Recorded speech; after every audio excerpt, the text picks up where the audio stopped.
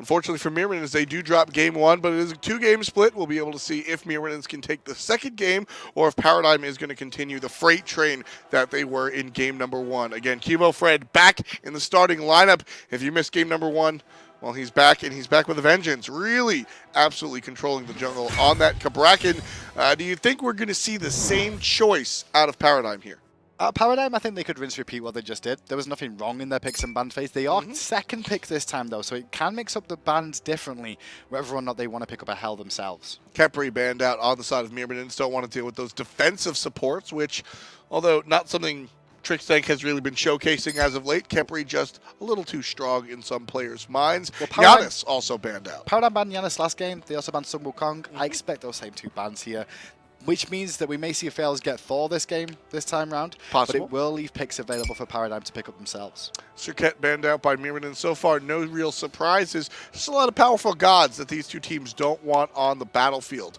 So by banning out these characters, well, you just won't be able to see them. There's the Sun Wukong ban, and Myrmidons, will it be the Thor? I'd actually been tempted if I was Paradigm there to leave Sun Wukong up and just ban something rando, like ISIS. Not necessarily ISIS, actually, because they use that, but a rando ban, because that means that Myrmidons have to pick Sun Wukong, right? Sure.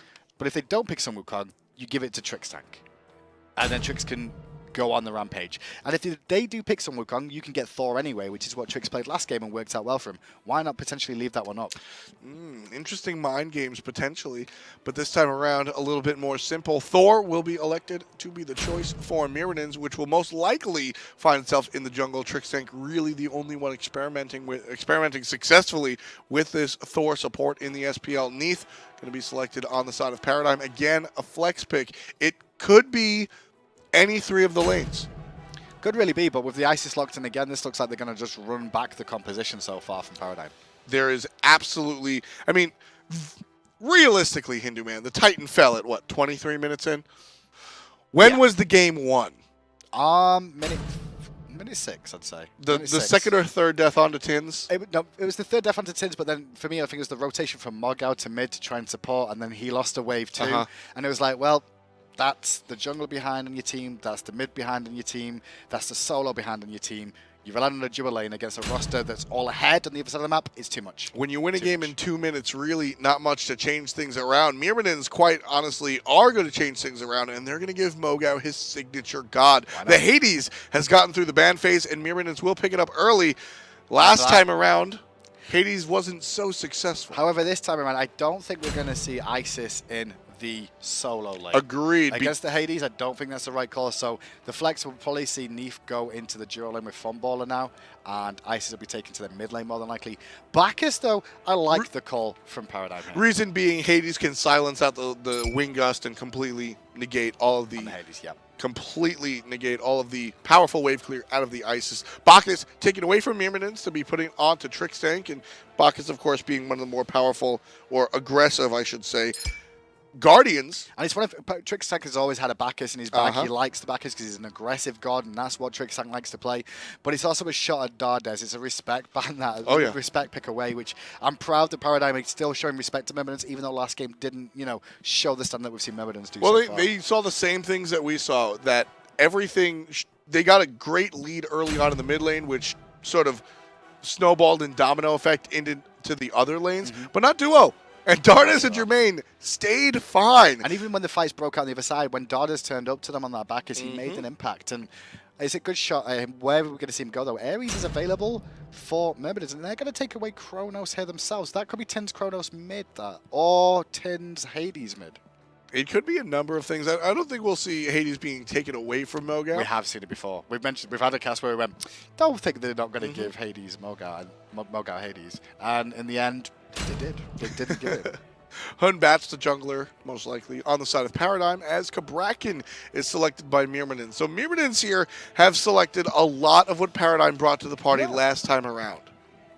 And across the way, Paradigm, well, they've got a nice little squad for themselves here. A lot of pick potential with this team, with the Fear No Evil, the Belly Flop as well, Isis Spirit Balls, nice amounts of CC. They don't have a hyper carry right now. I mean, Batz technically can get there if he gets full build with the crit.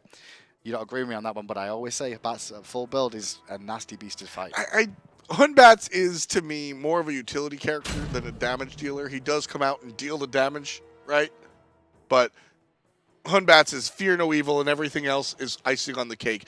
Overhand smash with a follow-up crit will devastate a player, but that's icing on the cake. It's really about the initiation or counter-initiations that come out of the Fear No Evil. And Xaliea, one more time, will be playing this Chaac. Last time around, earlier in the week, we saw Xaliea bring out this Chaac, and Chaac is a character that, well, he's got an ultimate. He deals a lot of damage right away, 30% or so, and then doesn't really do much of anything else. Xaliea quickly told us that is not the case. Well, generally a Chaac will exist. That's the point that you want to make. A Chaac exists. The difference between Xalia's Chaac and other people's Chaacs is generally people build the same sort of way that you normally expect, which is a warrior.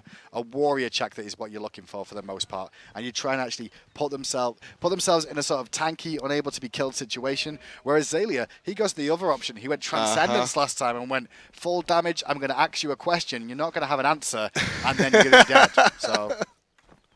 Well, Myrmidons are going to hope to have an answer as they put their support Cabrakan into the conversation. Now, Cabrakan is a Guardian, but has I don't want to say suffered, but has found himself in the same fate timeline as Hades, where Hades is a Guardian as well, but Hades is virtually strictly a mage. I don't think we've ever seen a professional level support Hades. Cabrakan sort of has the same jam where he's a Guardian by definition, but we don't really see him in the support role. Now, Dardez is an accomplished support player. A lot of people talk about him in Europe being one of the best support players that wasn't on a roster for a while until the Myrmidons turned up, so people was talking about watching him out, so he should know matchups. Now, one thing to know about this Cabrakan, that when he does use his wand, it does give him root immunity, which deletes the pressure that Funballer can put on him with those spirit arrows, so they can go aggressive like this, as they are doing now. And Bacchus early game, a little bit weaker on the late wave clear, but he can turn it around a little bit. Bit of an interesting matchup, this. That's the answer, though. Neith and Funball specifically on this Neith, he understands what's going on. Waited until the first ability was over, and then hits him with the Spirit Arrow. So he understands the root immunity on that, and he's not going to get caught anytime soon, it looks like, because of that. Now, one of the problems that really prevents Cabrakan from being front and center as a support is the idea of diminishing returns. And now this is a bit of an advanced feature, but essentially the idea behind it is that crowd control effects will be less effective as you use them in a row. If you use the same ability, the same sort of crowd control in a row, stun, and then another stun, and then another stun, each one will reduce the amount that he's actually going to do. Exactly, and Cabrakan has so many crowd control effects. He's got 2 stuns, 1 situational, but he's got 2 stuns, and then the tremors. That can really reduce the amount of efficiency that the other member's stuns on his team will do. LeFaeles can come in, and if it happens after Dardez initiates, well, the stuns from Thor aren't going to be doing much. So it'll be very interesting to see how Dardez navigates his crowd control around the rest of the team. Dardez does have Blink as well. Keep an eye on that. He's looking for constant aggression here, doing what he can to keep the pressure on this lane. And this is what the plan is from this duel lane. I called this from game 1, though, is that I want to see the rest of the lanes of Myrmidons go even, play this safe. That's why you can see, you know, Chronos in mid, a safer pick, Hades, nothing too unconventional, really. And then the duel lane's the one that they're going to look to try and catapult themselves into this game on. Well, all the lanes seem to be going even, except for that Hades that's so celebrated and we just mentioned. You take a look, Chaac is just pushing Hades out, and that's what Chaac does early on. He's going to be able to throw the axe, but the damage that LeMoGow is suffering is really what I'm looking at. There's a heal there on Hades, but... It's a power pot start from Xaliea, though. That's the key you want to look out for there. So it's 450 gold less, so even though the slash line there is the gold advantage that you can see on the screen of around 200 gold, roughly, in favor of Chaac. Well, that's actually 200 gold in favor of LeMoGow here, because that power pot, unless he gets a kill with it, he's not going to get a lot of hold that thought. I mean, Xaliea just pushed a wave onto tower. He's going to do the same thing. Hades was forced back to base. He's walking. No teleport was purchased. So this power pot start from Chaac, it's not It's not 450 gold's worth of value yet, is it? That's the key. Has he got 450 gold's worth of value of this power pot? Not yet. If he gets above that, then fine. But at the moment, it's still not worthwhile. Just pushing out this Hades. Pushing him out for the time. It's worthwhile. Still a Hades. Still a Hades. There's the heal just a little bit.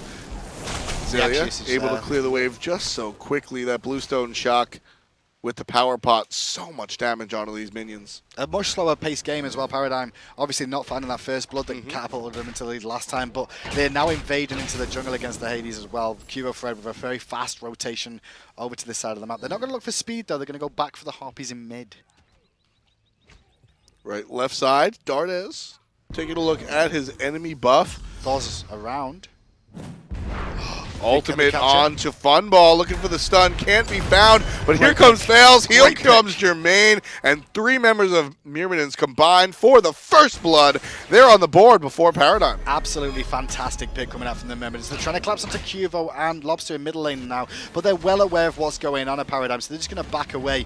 But what a good combination of skills there to put the pressure on onto Funballer. They got his backflip, that was all they were after, and then they could follow up with the ultimates.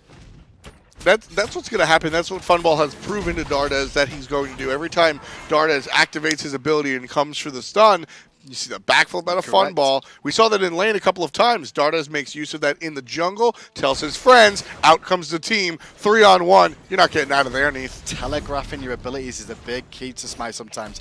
Things like, it's one of these things where players will watch you and see the way you move in lane to dodge your attacks. Do you always step to the right? Do you always step to the left? Because if you always step to the right, I'm going to start leading my shots in that direction when I'm going all in. When we talk to the pro players after the games, a lot of times we'll ask them about their next matchup. What are you planning on doing? And the answer is always, we're going to watch tape of the enemy's games beforehand. And there are so many reasons why that is one of the most important things to do at a competitive level, and that's an individual tendencies is definitely one of them. Not just which way do you juke, but how do you react to the situation? When you get aggressed on, do you always blow your ult? Do you always blow your beads? Which move do you choose? That is really what these players are able to take out. And when you're able to do that mid-game, where Dardez charges, sees the backflip twice, the third time he goes in, Hindu, he knows exactly what Funball's going to do. Completely agree. One thing I'm really happy about in this game, though, this is my favorite thing about this game after. What is it? Is that Daezer's not in this game as well. Not because I don't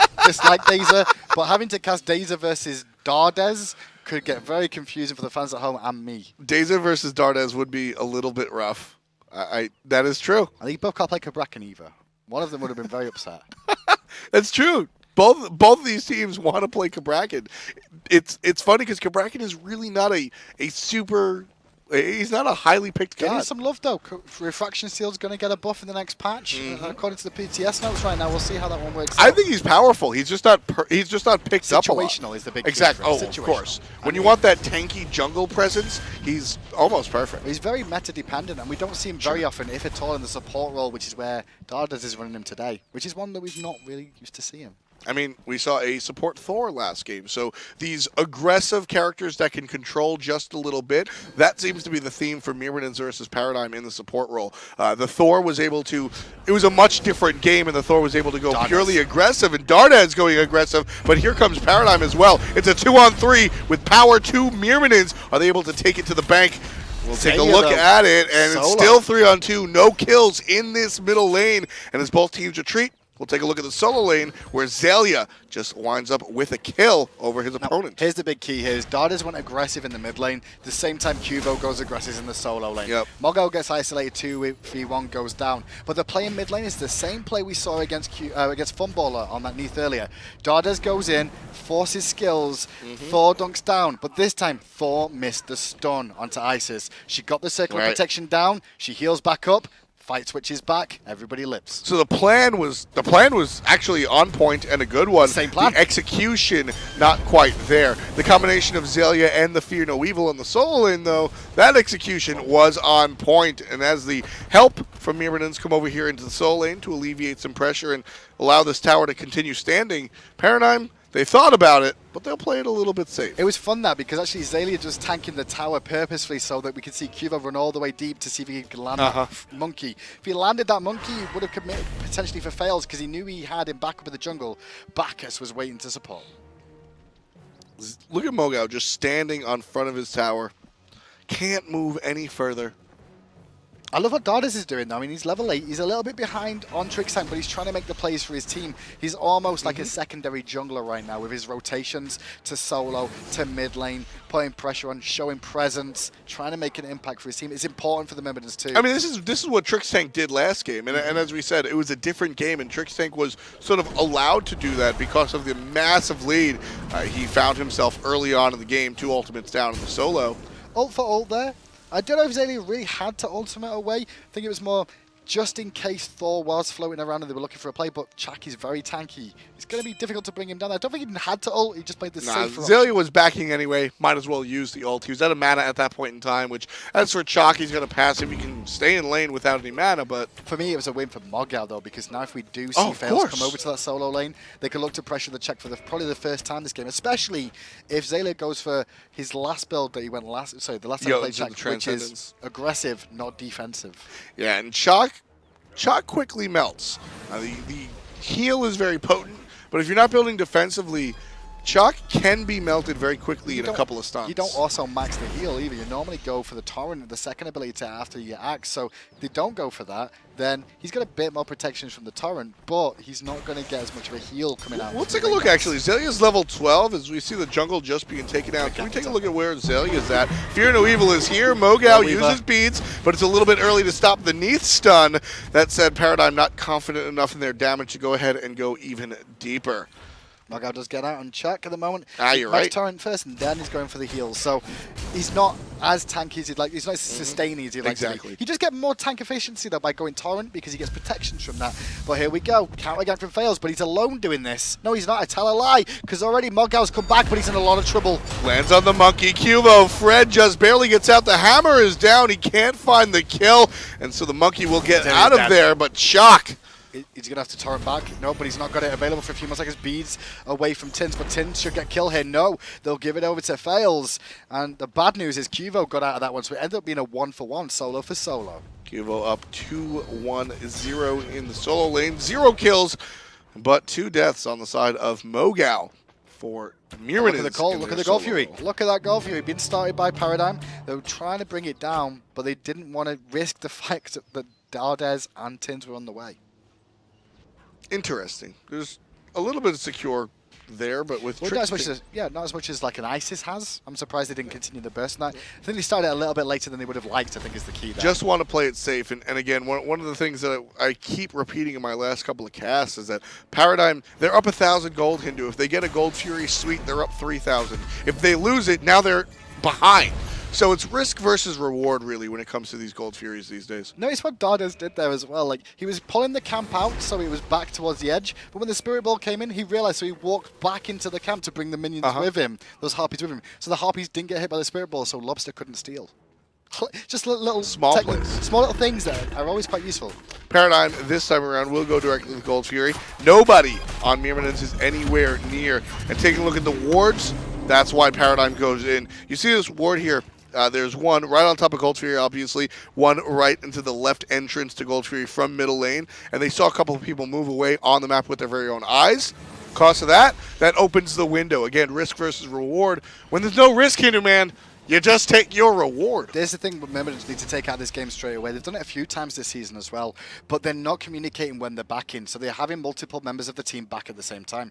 You can't do that. It's against high-level opposition who will punish you for it by either stealing jungle, taking towers, or in this case, a Gold Fury. There was too many members that went back at the same time. Such a small thing that you don't think about, but it makes a big impact on the game. Yeah, you just leave your door open just a little bit. And here we see the jungler fails, waiting one more time, looking for a gank, but he's spotted out by QvoFred. That'll wash out the solo lane pressure as well, because both solo lanes were looking for pressure. Tynz going to rotate here as well. Trixtank doesn't find the belly flop, though. The monkey does connect, as does that Spirit Ball. Ooh, that crit from Qvo brought him a lot lower thanks to the Spirit Ball.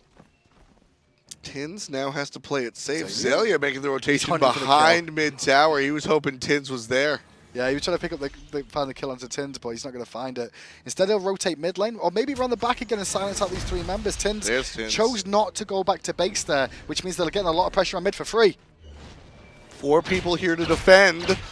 Paradigm. Here comes their 4th. Xaliea is just crossing the street, though. He's going to head back to his own lane.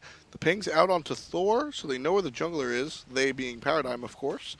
And it looks like the team wants to be a little bit They didn't more ward that speed buff, defensive. though. It's a shame. I thought they might have warded over to see the speed buff, but it was available. If they would have noticed that, they may have looked for it. But there was support there in Dardez coming over once again. LeMoGow showing no fear, dashes right on in. Fear no evil, a little bit off the mark. Because of that, Apollo able to dash out of there with the ultimate. Double stun coming out of the Cabrakan. And here's the ultimate out of LeMoGow. Pillar of Agony forces 2 ultimates for the boys on Paradigm. Xaliea very low, but he does pick up the kill onto LeMoGow. He's about half HP. The belly flop saves the life from Trixtank on the backside. Circle protection comes out too. The belch is going to be good as well. As you can see, Lawbster picks up the kill as Xaliea came back in with the torrent. Paradigm played that well, as did Myrmidons. That was a good backwards and forwards, but the World Weaver was the big difference maker because the stun connected nicely with LeMoGow before he could get the heal off in the silence. Important plays from the mid lane. Lawbster on the Neith. But this Paradigm again abusing the map situation. Everybody rotated to solo lane. Qvo was ganking duo, so rotates mid to soak experience, chips away at the tower a little bit. I don't think Tynz will find the kill there. Qvo walk away after chipping away nicely at that tower. Find himself some mid harpies too. Big swing for Paradigm in the last couple of minutes. 14.5 on the clock. 4-2 read the kills. And Paradigm leading by about 4,000 gold, give or take. So what was a very quick game 1. Not the case here in game number 2, but Paradigm still find himself in the They're going to driver's look seat. for Funballer here. He'd already used his backflip, which is what Jermain forced. Now with Dardez over here too. Funballer's in a world of hurt. That's communication between the dual lanes so much. Jermain just forced that backflip earlier. You saw him use the moves in, and instantly Funballer was aware, backed off, and Dardez immediate rotation in to put the pressure back on. This duo lane really is all the hope for the Myrmidons. Not in this game specifically saying that nobody else is good, but a lot of their highlights have come out of this duo, and that's where Myrmidons and Paradigm are going to find their next fight. Stun out from Thor will confirm the kill onto QvoFred, and Trixtank, he's going to be forced underneath his tower because the amount of sheer force by numbers Myrmidons have. There are 4 people in this duo lane. Blink in, stun, Tremor's not strong enough, but here comes Thor, spin to win, down goes Lawbster. This is good work. The bad thing is it's all going to Thor. I mean, I say that, but Thor's going to change as the game goes on. If we could have got some of more of these kills onto Jermain, onto Tynz on the Chronos, it could have been a better story for them. But they've got an advantage here. They're down on gold, but it's going to even up a little bit now that they've taken that tower.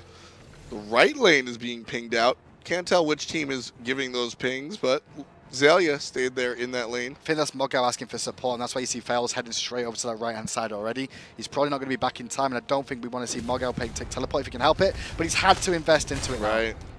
Didn't want to invest, but he's going to lose the tower anyway. Tower's going to go down despite the teleport, though. Oh, no, and this might be a poor situation for Xaliea as there's so many people responding. Neith ultimate out from Funball, blocked by Dardez. No problem. And that was good. Honestly, Myrmidons came back into it with some good pressure to the duo lane there. One thing to note is LeFaeles dunk, when he ultimated in, he ultimated onto 2 targets at the same time as a Fear No Evil went off. He didn't get any follow-up damage because of that, but what he did do is keep Jermain alive. The stun bought Jermain enough time to get out of the Fear No Evil himself to survive and allowed Myrmidons to keep the pressure rolling. Myrmidons now, they've shrunk the lead. It was previously 4,000, now to about 2,000. So a couple of good plays. The French team find themselves leading in kills and chipping away at the lead that Paradigm had found themselves earlier with some hot rotations. No way near a clean game as Paradigm had last game, though. Myrmidons have come out much better this game. Stopped with the early, the early deaths that they found themselves, and instead they've managed to turn it around. And for me, four kills out of this have gone in the way of Dardez and LeFaeles. Those 2 have been the linchpins of this team for me. LeFaeles has been very powerful on this Thor, able to really control the pace of the game. When he shows up, he fights. Well, at the same time, though, Gold Fury has been started. LeMoGow's over on the right-hand side here. The problem is it looks like there's another free Gold Fury going the way. Oh, where is it? Myrmidons get it with a dunk. What? Yeah, it was not free. There's a Thor ulting in the middle of everything. Thor comes down on top of 4 and takes the Gold Fury away from Paradigm. Absolutely scripted. The Trixtank punishes Tynz for his teammates' transgressions. Well, 1 for 1, but they get a tower as well to the Myrmidons, so that's a big swing. Check him with the golden experience now. Look at that gap just completely closed. Tynz with an individual piece of play where he's just like, and ult dunk, and I got it with that's the reason we didn't see Paradigm commit to the first Gold Fury of the game. We saw them start it and then walk away. This time around, they're feeling themselves a little bit. They stuck to it. Good Thor from Dardez. Axe in from Xaliea, though, might be able to turn turn this one round with Fear No Evil coming over the top as well. Paradigm are going to win this fight, but Jermain turns up in time to save 1 life. Jermain now firing back. Fear out of Hades is strong. There's the Pillar of Agony. Jumping out of it is QvoFred. Paradigm does not lose Xaliea. He's able to torrent out of there, and Funball confirms the kill onto Jermain with a hot backflip. LeMoGow able to escape. He's slowed. He's hit with the... Good silence. Big silence from LeMoGow, but it's not enough to survive, I don't think. What's going on in the jungle there? LeFaeles was just doing his speed buff. Couldn't get involved. He was low on mana and health. I was like, why is he a Myrmidons guy just chilling? No, he was doing speed because he had no health and mana. And Paradigm win the fight, get the tier 1 tower, answer back to the mistake they made at the Gold Fury. Chronos does get the rewind off just barely. Also uses beads. We'll have his HP bar back. That was unfortunate from Tynz there. He ended up eating both the Will Weaver. He had to use the rewind and beads. He wouldn't have wanted to use both, unfortunately, especially because those beads are only rank 2. Not the best situation. Myrmidons, they make a big swing. Paradigm swings right on back. It's a better game from Tynz this time round, although his build went very aggressive, rushing the Rod of Tahuti as his first item. It's very expensive to get it online, which means you're missing a lot of base stats early that you can get from other items. But it does mean that once it's online, every future item is increased in its value of damage because it's already there. Looking at the rest of his build, seems to be going relatively standard. Yeah. Penetration boots into demonic grip. Again, this is really the bread and butter for Chronos. He's not been pressed much either into that mid lane, so I guess that's why he thought, well, I guess I can rush Rod. You know, it's been a slow game. I know we lost that Gold Fury, but we're not out of it just yet. But he is a little bit behind in terms of just natural health is one thing I want to say, because like look at the other opposition there. Lawbster, Warlock's Ash, going to be stacking that health up. He's going to be a little bit squishier this time around. And against someone like Xaliea, who's going to more than likely go full damage Chaac once again, which he is doing, he could burst him potentially very quickly. Transcendence coming out for the Mayan solo laner. Tower goes down, as does Qvo get the blue buff too. The speed is still down, but look at the pressure that Xaliea is able to put out now. And in the jungle, you can see Paradigm trying to cut off the support rotation coming in from Myrmidons. Paradigm are on the right side of the map with 3 members of their team. A 4th in the wings. It's Dardez, who will be not stunned out. Stun's going to miss out of Dardez. So Trixtank finds himself safe. Different pace game from Paradigm though, this one. It's not worked out as they would have liked it to. Giving up that Gold Fury, honestly, was a big misplay for me. It was an unfortunate huge misplay. There was Thor ulting in the air. It was a good play from, honestly, from FaeLes to go in and try to attempt. You've got to attempt it sometime. He attempts it, he finds it, but the circle of protection should secure, right? And I mean, that's why I find it, that's why I call it a misplay, because, I mean, the Thor is in front of you ulting. He has to come down. That is his job here. Right? So Paradigm I've done not to leash. I've done it myself, so I can't give this credit too much. You still have protection on the ground. If you put it down a second too early and it explodes too early before you've done enough damage to it, or the call is like, are we doing this? Are we resetting it again? What's the call? What's the call?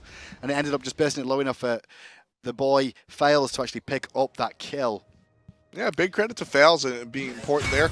We're gonna unfortunately suffer a technical difficulty, but we'll be back to the game in just a couple of moments. So it gives us a moment to really highlight the differences here between Game 1 and Game 2. Now, make no bones about it, Hindu. I think that what happened with Paradigm, that was fantastic. Paradigm did very well, to their credit. I mean, they played very strong. But the difference here is that I never like to call things lucky in pro play, but all of the stars aligned to allow Paradigm to do what they did in Game 1. Okay, so Game 1 is something that we can look back at the previous season, the Summer Split, and say, back in Summer Split, we used to have a snowball effect, a lot more of a snowball effect in Smite, where if one team got ahead, they could just continue to grow this lead over and over very, very easily.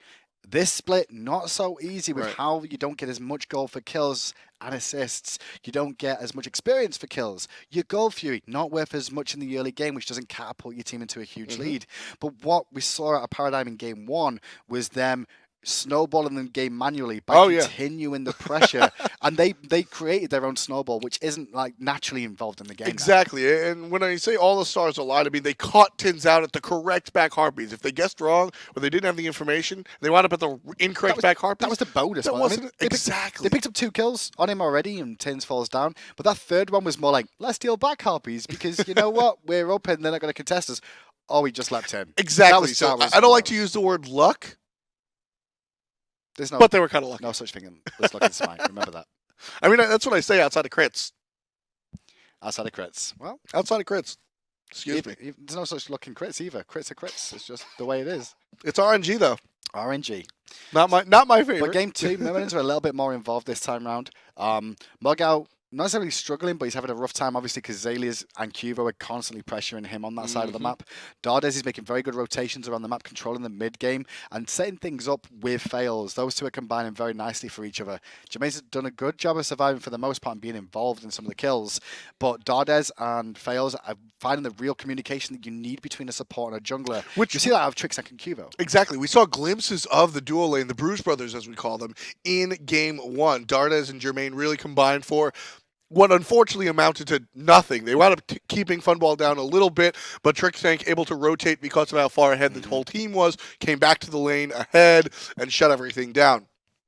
This time, not the case. Well, we say not the case, but this time they're making it work out better for them because you can see some of the combinations this game. We saw Apollo jump in deep against the Neith, forcing the backflip, and then immediately the support knows this because they're communicating very well.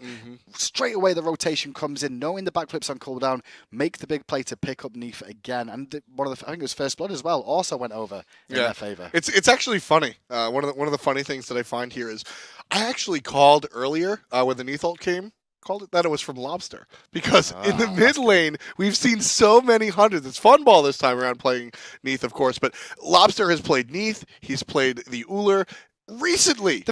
Well, that's the thing. Recently, the funny thing is we were discussing this at the start of the split. We saw a lot of these hunters in the lane because we were in sort of the hunter meta. Everyone was like, hunters are so strong that we run them in multiple roles, right? Solo, mid, and in the support, and in the hunter role. Sorry, a couple of times, but ever since that's changed, we've not seen many hunters in the mid again, but Lawbster still sticks to this with Paradigm. He goes to it sometimes. Neith's been played quite a lot for him this season. Exactly, and so Neith is different. Neith is the exception, and Neith is a character that even before the dawn of the Hunter Age, I was always a fan of seeing the Neith because of the ability of World Weaver to go in different lanes. I like what she does. The wave clear is there. She's very mage-like. She's ability-based. And Zeros plays just Neith. He'll play mages, and he'll play Neith. He doesn't play hunters in the mid lane, But Lawbster, he's fine to bring out Uller, who again ability-based. He's played some Anher in the mid lane too, but Lawbster goes back a long way, so he's got a deep god pool. Let's be honest, he's been here since the dawn of time itself, so at least in Smite. And so Lawbster is one of the oldest accounts in all of Smite. I forget the exact stat, but we were looking at it about a year ago, and of all of the accounts made, Lawbster is in like the original 500 accounts. He's been playing since the game's inception, and his god pool shows that he'll always bring out the Agnis and the Ras, etc. And you see this sort of dominance in a Lawbster. Myrmidons, well, slip into 5-14 after that game 1. 6-14 is not so bad when you look at it. But the other thing of things, Paradigm 12-6 coming into this, now 13-6. They can go 14-6 to be very happy, especially when Epsilon's 19-1. Epsilon is sort of up on top, but Fnatic realistically, Fnatic is very close. Fnatic is in number 2 right now, and so that's really where Paradigm is shooting for. They want to shoot for number 2, maybe even number 1. I think it's going to be very, very difficult for anyone to catch Epsilon now in that number 1 spot. 19-1 at this stage. This is week 7 concluding after today, take into account. So even if Paradigm do 2-0 here, they'll only put them at 14 wins. So there's a 5-win advantage still for Epsilon. Do we expect Epsilon to lose 5 more games than Paradigm? We've only 3 weeks left to play. We'll take a look at that one. Paradigm now really trying to take this win home. They did take home the first game, as we said, in spectacular fashion against Paradigm, which puts them 1-0 for this split. We're about to get back into the game in just a moment, so let's sort of go over where we're at. We're about midway through the game. About 20 minutes into the game, 2 Golf Heroes have gone down. One early on went to Paradigm. The second one, though, was stolen away by LeFaeles, which brought the scoreline kind of even in terms of golden experience. Pressure on the map-wise, though, Tier 1 tower's fallen on the left-hand side in favor of Myrmidons. Right-hand side, however, the pressure's been on LeMoGow consistently. He's just lost his Tier 1 tower on that side, too.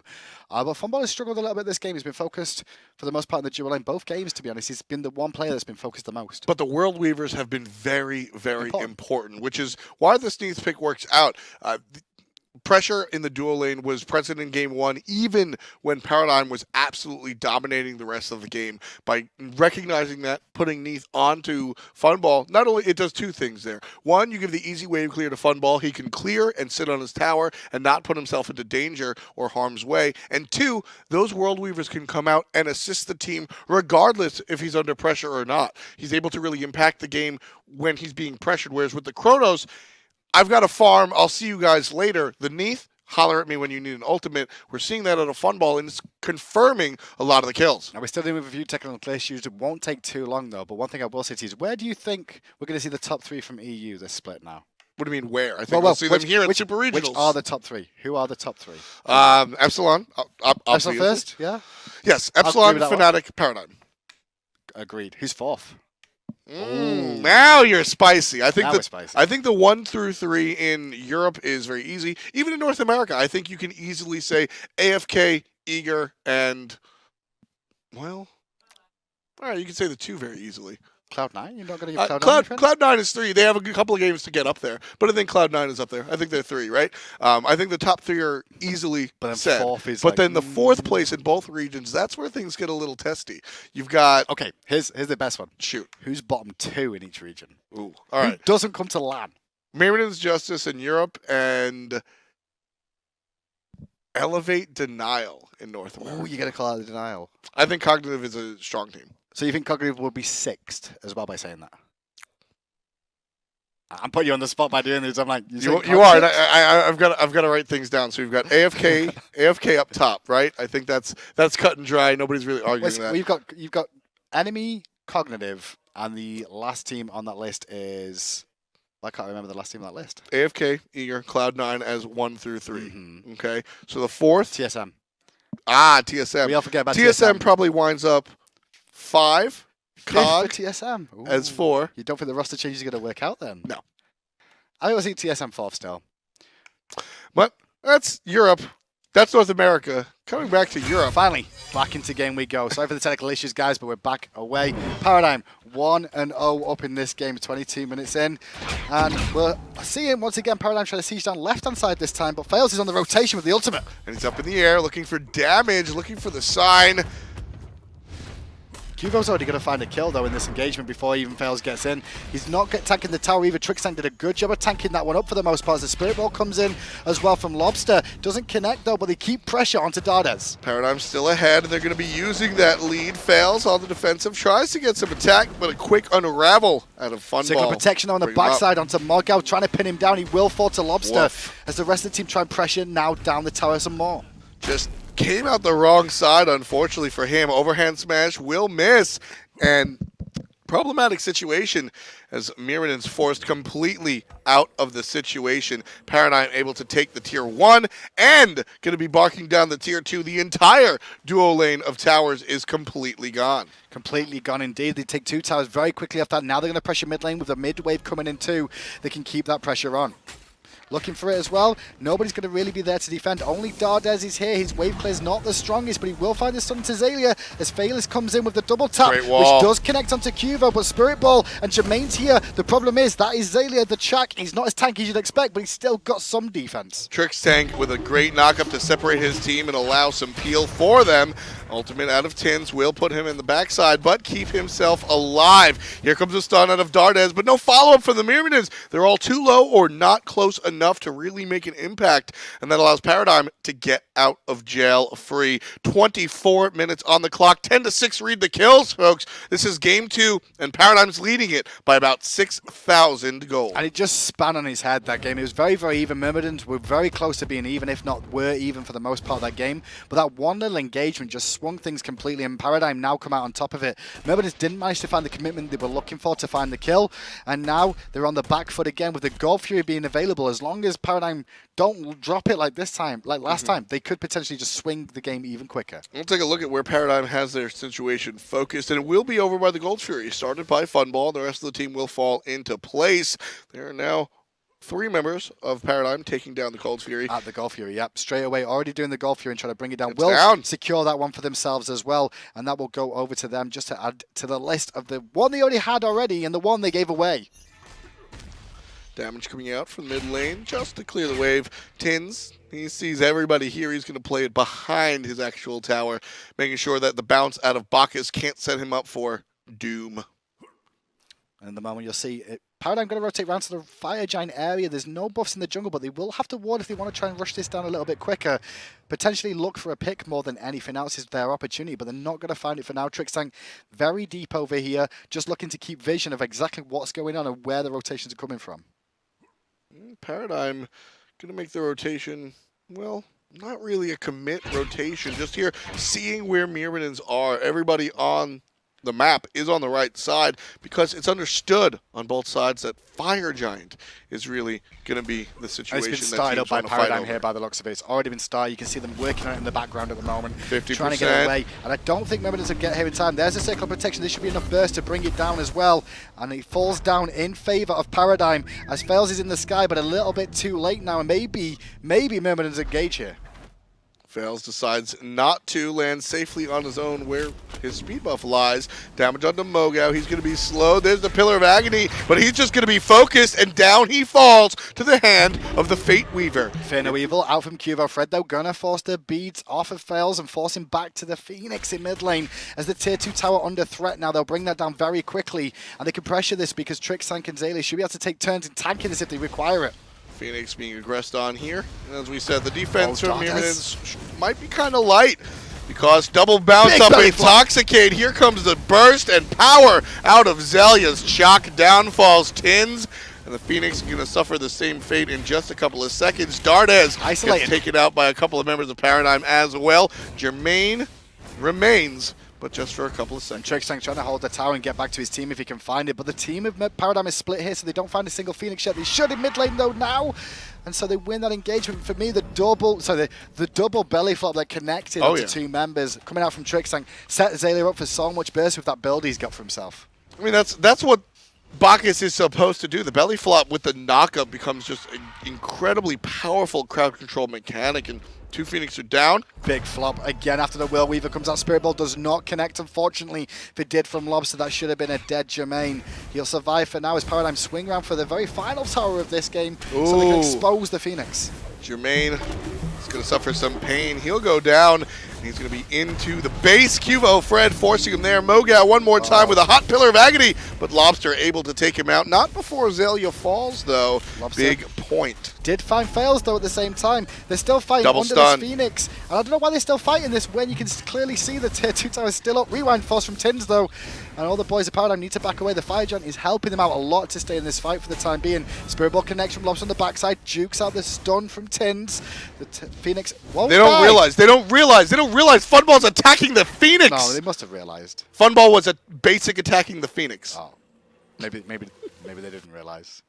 Funball was basic attacking the Phoenix. Well, unfortunately, there's beads forced. Tynz does get a stun onto Trixtank, there it is. but The he'll kills fall down are to strong. the The kills are strong. The tower is now down, so the Phoenix can fall. Dardez doing what he can to prevent the minions from attacking his respawns, you can see 49 seconds on Tynz now, so it'll be a 4v3 scenario, at least for a few seconds. But Paradigm doing the wise decision here. They get all three Phoenixes, going to recall back to base, buy up, group up as a team, and look to close this game out. Jermain in the air, looking for what he can do onto Isis, but he's stunned. He's rooted. Here he comes, gets to knock him onto Isis. It's 1v3, and he's surrounded. Back to base, says a Lawbster. Wing Gust in the face. And Jermain will be replaced. A little bit like Lemmings there, Myrmidons, running in one after the other to die. Jermain tried to make something happen by killing some of a Fire Giant, but with three Phoenixes down, you've got all these minions to defend against. Losing your Hunter is not the prime position when he could be getting some free farm to try and get to that all-important, more crit situation so he could try and burst the team back in response. I like what I've seen a lot out of Jermain, honestly. I think that play was a little bit of frustration, to be honest with you. Just trying to get on the board, trying to make something happen. You need a hero. Are you trying to be a hero? I get it. I get it. You got to be a hero sometimes. You got to try and make it happen. When you try to force those plays, that's where you run into trouble. And I'm sure Jermain has showed us just how smart he is with the plays that him and Dardez have combined to make. I'm sure if he goes back and watches this set, he'll go, hey, you know what? Diving into three people with Fire Giant might not have been my finest moment. Not the best performance from Paradigm this game, though. I mean, they've all been involved in the kills. There's no big shining star on this team, so to speak. They're all relatively even in deaths in this game. No one's really far ahead in terms of kills. The Gold Fury was egregious to me. And to be fair, Trixtank early game, I don't think he had that good of a performance on the Bacchus, but as the game's gone on, he's made a bigger impact. Yes, that is what I do. I liked the Bacchus. I think that he's looking for the correct setups for the rest of the team, and we're seeing the results of that. I mean, double belly flop into damage from Xaliea. I just say damage because Xaliea is just doing it all with his kit, his basics. It's really irrelevant where the damage is coming from. It's just chalk money. They just made a big attempt on the left-hand side to pick up Batz, and the Will Weaver came in. And so Dardez hasn't got his ultimate now for this engage. The Phoenix on the left will respawn first, and you can see 2 members of Paradigm already positioned themselves over there. But there's 2 members of Paradigm still in base right now. So it's going to be a little while before we see the end of this game happen. Very low, or close to spawning are the Phoenixes, and LeMoGow is very low. Qvo will be forced back to base by way of death. Yeah, he will fall down. Jermain going to take to the sky here. I don't know what he's trying to do. Just on him. No. Oh, back to base. Oh, Jermain. Well, we've got some defenders here for Myrmidons. I guess the only one down is LeMoGow. Bit of fun for Jermain there. Oh, he was trying to force them back, thinking he was going to make a big commitment, but instead the Fireman's going to pour in from Fails every in the air. single angle here. Looking for the last stop is Myrmidons, but Lawbster has already taken out Tynz. Here comes the last defensive set for the French squad. Down falls LeFaeles to the hand of Funballer. Going into the base is Bacchus, but the Fountain will provide too many heals. Chaos Titan at 10% or less, and there will fall. Paradigm wins the second matchup of the day, 2-0 over their opponent. Game 1 clean. Myrmidons. Game 2, a little bit on the messier side. When I say messier side, I mean it was clean because Paradigm snowballed game 1. But game 2, Myrmidons put up a much better fight, is the best thing to put it as. It's exactly. Myrmidons really stepped it up come game number 2. I thought it was very strong how LeFaeles just opted to go up in the air, in the face, because that's the job you're expected to do. Takes the Gold Fury away. Fantastic. That ties up the game. It was a little bit of back and forth, honestly. But still 2-0 in favor of Paradigm. Let's check in with Alpha Drafts, and we should see probably all Paradigm players, unless a sneaky player from the opposition. Trixtank winds up on top, and the support player on top of the fantasy points. I mean, that's the Bacchus right there. He didn't die. I mean, I said early game he didn't have the biggest impact on that Bacchus, but as the game wore on, double belly flops connecting, zone control important. People start to realize how strong Bacchus is right now.